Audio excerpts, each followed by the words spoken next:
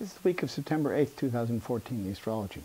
The week begins with a full moon in Pisces as the sun in Virgo beams across for the zodiac in a direct connection to the planet of illusion, Neptune. Anytime Neptune and the moon get together, we can expect our emotions to be confused and somewhat muddy.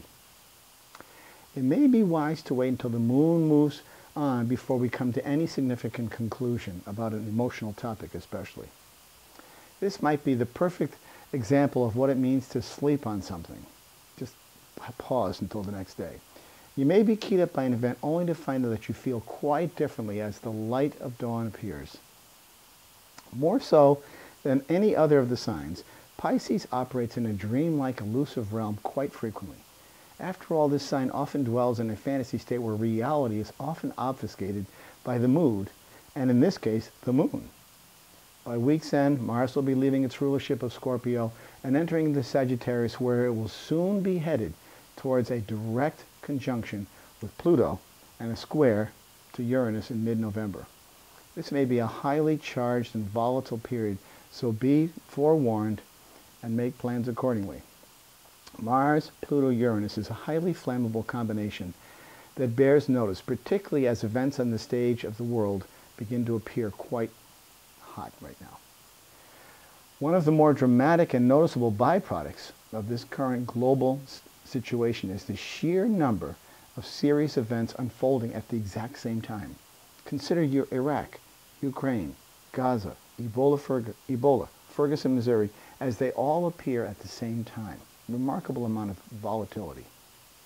Elsewhere, words may fly in the most unexpected ways this week as the two cerebrally aligned planets face off against each other. Mercury and Uranus are both known to represent the intellect, curiosity, spontaneity, and impulsivity. As they stand in direct opposition to each other at 15 degrees Libra and Aries respectively, we might expect some rather heated conversations. Now, volatile need not imply angry, but the talk may be quite animated and controversial, even provocative. Uranus is currently retrograde motion at 15 degrees Aries, while fast-moving Mercury clicks by at 15 degrees Libra. These two planets are inextricably linked by the intellect, with Uranus playing the role of the higher octave. While Mercury is nimble and quick, Uranus, by nature as an outer planet, moves much slower but still tends to deliver the unexpected. To fuel this interaction further, we see the moon dashing through Taurus and Gemini late in the week, where it will oppose Mars in Scorpio. Mars will have just left some slow-moving Saturn, so we may expect to witness the fallout or the arguments of what is right and what is wrong. Riots, public outcry, social injustice are the topics that may boil to the surface under this particularly caustic engagement. It's not all that bad. It's just what is. Listen each Friday morning to Turning of the Wheel on Awakening Zone Radio at 11 o'clock a.m. Eastern. Now, good topics, great guests, great information that you can use.